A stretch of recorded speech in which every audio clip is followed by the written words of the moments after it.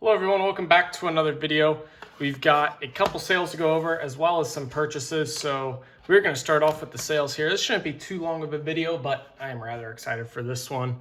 First up, Whammy Jordan Lawler. This sold for $17.50 or $19.50, one of the two, I believe. This one I'll probably lose like $5 on.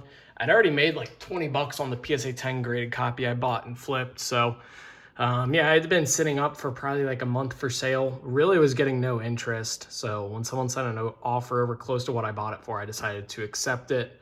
There's a minor corner issue, I believe, like top left, and then the top bottom centering. I should have never bought it. That top bottom centering is off. And then this is one I've had up for sale forever. I graded this myself, but Nolan Gorman, Bowman Chrome Gold rookie, sold this for $22. So actually a pretty solid sale for a PSA 9, numbered to 50. Yeah, pretty happy overall with those two sales. Again, really not much monetary value there, but just cards that I wouldn't expect to move quickly. So it's always nice to move on from those cards. And again, it's $40 in sales. You know, it's nothing much, but it definitely helps to keep your inventory moving. So first, let's start off with the single cards I bought. First one is a Rockstars Tatum. You can get these for about $50.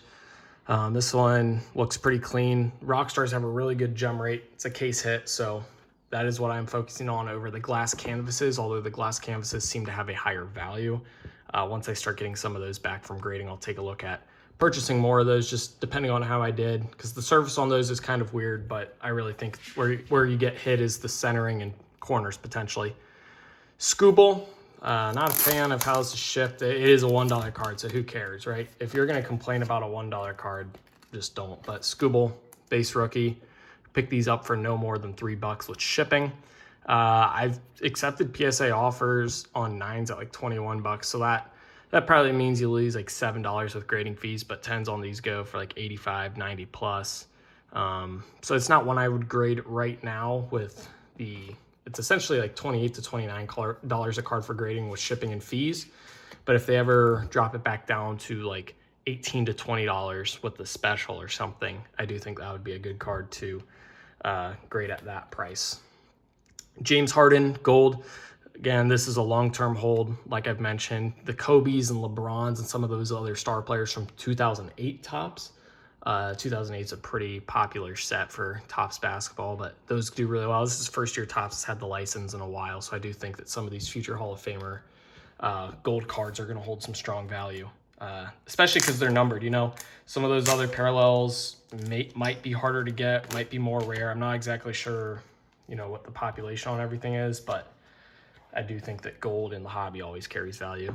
And then this is from DC Sports, Ken Griffey, the bubblegum card. I don't pay any more than 50 bucks on these. This one here looks like it should get a PSA 8 to me, and 8s do over 100 bucks. So, you know, you can just make a little bit of money on it. It looks cool, but if it gets a 9, it's a $250 card. They might have gone down a little since I last checked, but even if it's 200 bucks, I mean, that's really good profit there. It's a cool card.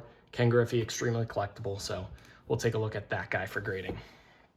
All right. Now into the first thing that's kind of different. I got a really good deal on this. I paid less than $1 a card on these. And these are, oh man, I'm throwing stuff. These are X-Fractors, just base X-Fractors from 2025-26 Topps Chrome Basketball.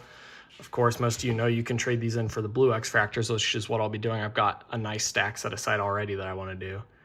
But let's just go through some of these guys here. So quite a few rookies, even if they aren't big names.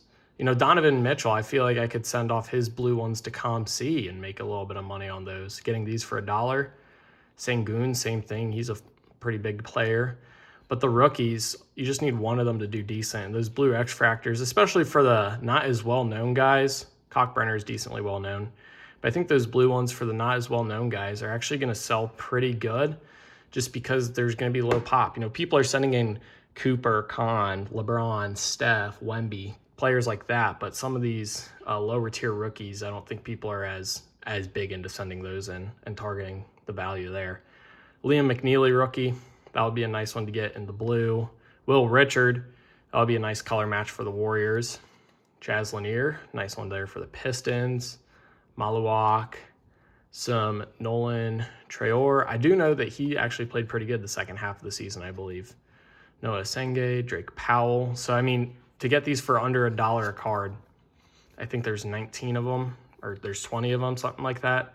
I think it's an easy play. And I'm not going to have to do much work, especially if a lot of them I just send off to ComC.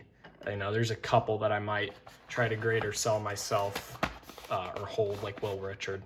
All right. Oh my goodness, this is actually going to be huge.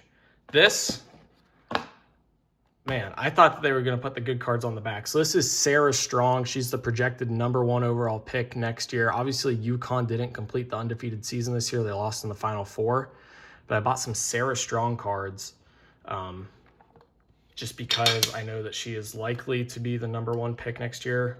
Although Juju Watkins, depending on if she gets drafted, could be the #1 pick.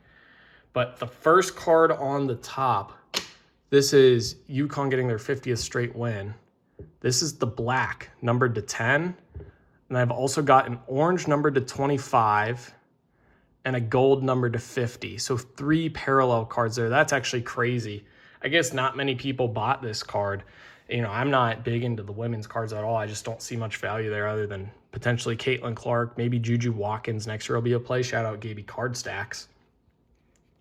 But I bought 20 of them, and I got 3 parallels. And look at all these base. We're going to take a look at grading for some of these, specifically with BGS, see if we can get some black labels, because these usually have really good print. But 3 parallels, that's actually really crazy. 10 out of 10, bookend. 11 out of 25 on the orange, and then a gold number to 50. So, yeah, that's really solid. I kept the packing slip inside of the package. Actually, I think I threw it out. I kept the packaging for all the others. I threw out the wrong packaging. But I want to say that it was less than $10 a card on these, and I don't think there's many of them, so that's huge. So I'm going to keep them there. I'm going to work on getting stuff like that sleeved up, but hopefully you guys enjoyed the video. If you did, be sure to like and subscribe. 3 hits out of Tops Now, that's huge. It's Bowman U now, but Tops Now is basically the same thing. Hopefully you guys enjoyed. If you did, like and subscribe. Comment what you think of these cards and other video ideas down below in the comment section. eBay store, ComC store, or link down below in the description if you're interested in purchasing anything I have for sale. As always, thank you for watching. 2K for life. Peace.